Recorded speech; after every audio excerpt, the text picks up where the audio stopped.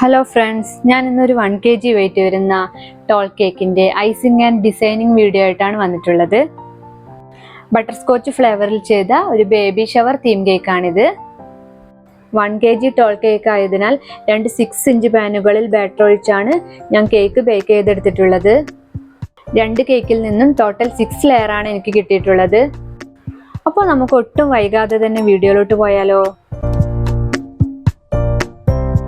അതിനായി ടേൺ ടേബിളിന്റെ മുകളിൽ ഒരു കേക്ക് ബോർഡ് വെച്ച് ഫസ്റ്റ് ലെയർ കേക്ക് വെച്ച് അതിനെ ഷുഗർ സിറപ്പ് വെച്ച് നന്നായി വെറ്റ് ചെയ്യാം.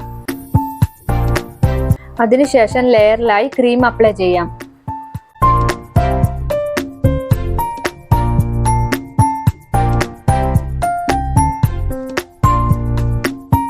എന്നിട്ട് അതിനു മുകളിൽ കാരമൽ സോസ് സ്പ്രെഡ് ചെയ്യാം.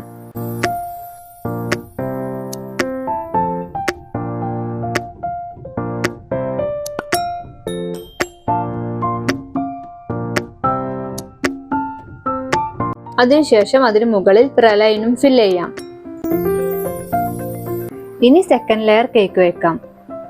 അതും ഇതുപോലെ തന്നെ ഷുഗർ സിറപ്പ് വെച്ച് നന്നായി വെറ്റ് ചെയ്ത് അതിന് മുകളിൽ ക്രീം അപ്ലൈ ചെയ്ത് തയ്യാറാക്കി വച്ചിരിക്കുന്ന കാരമൽ സോസും പ്രലയനും എല്ലാം സ്പ്രെഡ് ചെയ്ത് റെഡിയാക്കാം. ഷുഗർ സിറപ്പിൽ 2-3 ടേബിൾ സ്പൂൺ കാരമൽ സോസ് കൂടി ചേർത്താണ് ഞാൻ തയ്യാറാക്കിയിട്ടുള്ളത്. കൂടാതെ ലെയറിൽ അപ്ലൈ ചെയ്യാനുള്ള ക്രീമിലും ക്രം കോട്ട് ചെയ്യാനുള്ള ക്രീമിലും കൂടി ഞാൻ കാരമൽ സോസ് മിക്സ് ചെയ്തെടുത്തിട്ടുണ്ട്. ബട്ടർ സ്കോച്ച് കേക്ക് ആയതിനാൽ മറ്റുള്ള കേക്കുകളെ അപേക്ഷിച്ച് മധുരം കുറച്ച് കൂടുതലായിരിക്കുമല്ലോ. കാരമൽ സോസ് ചേർക്കുന്നത് കൊണ്ടാണല്ലോ മധുരം കൂടുതൽ ഉണ്ടാവുന്നത്. അപ്പോൾ കേക്കിന് കൂടുതൽ മധുരമാവാതെ നോർമൽ മധുരത്തിൽ തന്നെ കേക്ക് കിട്ടാൻ എന്താണ് ചെയ്യേണ്ടത് എന്ന് വെച്ചാൽ, നമ്മൾ ഷുഗർ സിറപ്പ് റെഡിയാക്കുമ്പോൾ പഞ്ചസാരയുടെ അളവ് കുറച്ചാൽ മതി. അപ്പോൾ കേക്ക് നോർമൽ മധുരത്തിൽ തന്നെ നിൽക്കും. അങ്ങനെ എല്ലാ ലെയറും ഞാൻ ക്രീം അപ്ലൈ ചെയ്ത് റെഡിയാക്കി എടുത്തിട്ടുണ്ട്. ഇനി കേക്കിന്റെ അതേ ഹൈറ്റിൽ കേക്കിന്റെ നടുവിലായി 3 സ്റ്റിക്കുകൾ ഇറക്കി വെക്കാം. ടോൾ കേക്ക് ആയതിനാൽ ഡെലിവറി ടൈമിൽ ചെരിഞ്ഞു വീഴാതിരിക്കാനാണ് ഇങ്ങനെ ചെയ്യുന്നത്. ഇനി കേക്കിന്റെ മുകളിലും സൈഡിലുമായി ക്രീം അപ്ലൈ ചെയ്ത് ക്രം കോട്ട് ചെയ്തെടുക്കാം.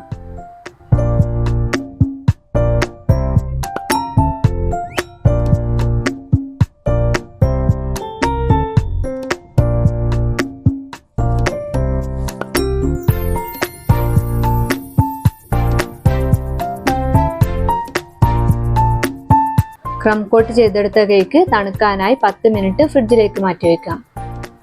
10 മിനിറ്റിന് ശേഷം ഫ്രിഡ്ജിൽ നിന്ന് കേക്ക് എടുത്ത് ഫൈനലൈസിങ് ചെയ്യാം. 3 കളറിലായാണ് ഞാൻ കേക്ക് ഫൈനലൈസിങ് ചെയ്യുന്നത്. ബേബി ഷവർ തീം ആയതിനാൽ ബ്ലൂ കളറും പിങ്ക് കളറും മസ്റ്റ് ആണല്ലോ. കൂടാതെ ഓഫ് വൈറ്റ് കളറും കൂടിയാണ് ഞാൻ ചെയ്യുന്നത്. കേക്കിന്റെ ടോപ്പിലും അതിന്റെ കുറച്ച് താഴെയായി ഓഫ് വൈറ്റ് കളറാണ് ഞാൻ ചെയ്യുന്നത്. കൂടാതെ കേക്കിന്റെ ഏറ്റവും താഴെ പിങ്ക് കളർ ക്രീം വെച്ചാണ് ഞാൻ ചെയ്യുന്നത്.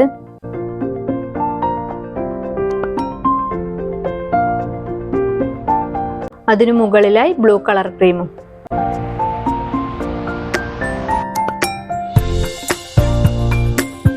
അങ്ങനെ ബ്ലൂ കളർ ക്രീമിന് മുകളിൽ ഓഫ് വൈറ്റ് കളർ ക്രീം കൂടി അപ്ലൈ ചെയ്യാം.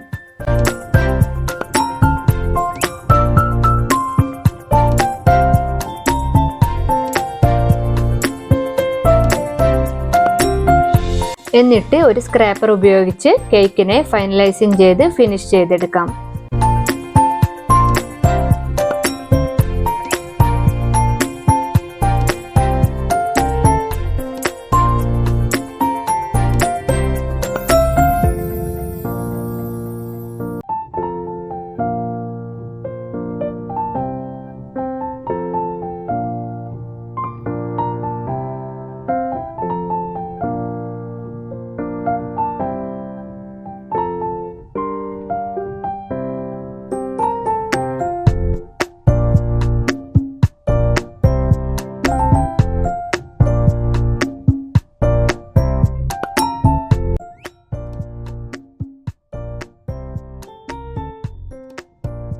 ഫൈനൽ ഡെക്കറേഷൻസിൽ ഗോൾഡൻ ഡസ്റ്റ് ചെയ്യാനുള്ളത് കൊണ്ട് ഫൈനലൈസിങ് കഴിഞ്ഞ് കേക്ക് ഒരു അരമണിക്കൂർ തണുക്കാനായി ഞാൻ ഫ്രിഡ്ജിലേക്ക് മാറ്റി വയ്ക്കുന്നുണ്ട്. അരമണിക്കൂറിന് ശേഷം കേക്ക് ഫ്രിഡ്ജിൽ നിന്നും പുറത്തെടുക്കാം. എന്നിട്ട് ഗോൾഡൻ ഡസ്റ്റിൽ കുറച്ച് ഇവാപ്രക്സ് മിക്സ് ചെയ്ത് കേക്കിൽ ഇതുപോലെ ലൈൻസ് കൊടുക്കാം.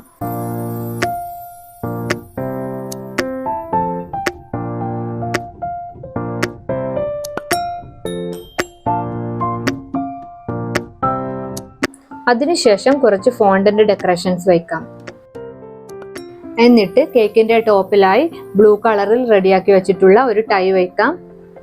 അതിനടുത്തായി പിങ്ക് കളറിൽ റെഡിയാക്കി വെച്ചിട്ടുള്ള ഒരു ബോ കൂടി വയ്ക്കാം. പിന്നീട് ഹി ഓർ ഷീ എന്നത് ഫോണ്ടന്റ് ലെറ്റേഴ്സിൽ റെഡിയാക്കി വെച്ചിട്ടുള്ളത് കൂടി വയ്ക്കാം.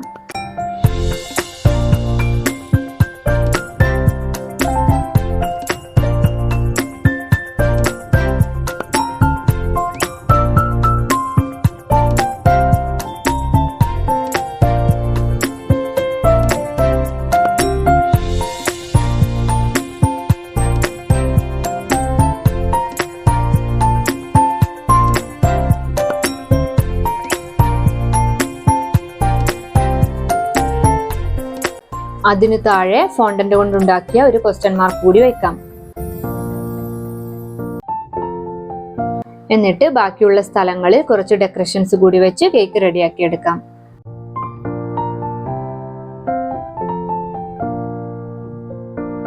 കേക്ക് ബോർഡിലായി മോം ടു ബി എന്ന് എഴുതിയത് കൂടി വയ്ക്കാം.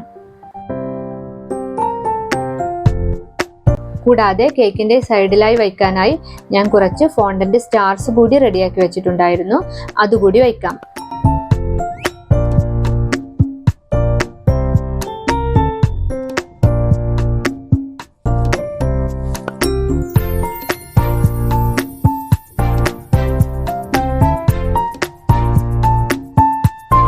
അങ്ങനെ കേക്കിന്റെ വർക്ക് ഇവിടെ കംപ്ലീറ്റ് ആയിട്ടുണ്ട്. ഇതാണ് കേക്കിന്റെ ഫൈനൽ ലുക്ക്. ഈ വീഡിയോ ഇഷ്ടമായ ലൈക്ക് ചെയ്യാനും സബ്സ്ക്രൈബ് ചെയ്യാതെ വീഡിയോ കാണുന്ന കൂട്ടുകാരുണ്ടെങ്കിൽ സബ്സ്ക്രൈബ് ചെയ്യാനും മറക്കില്ലല്ലോ. Thanks for watching.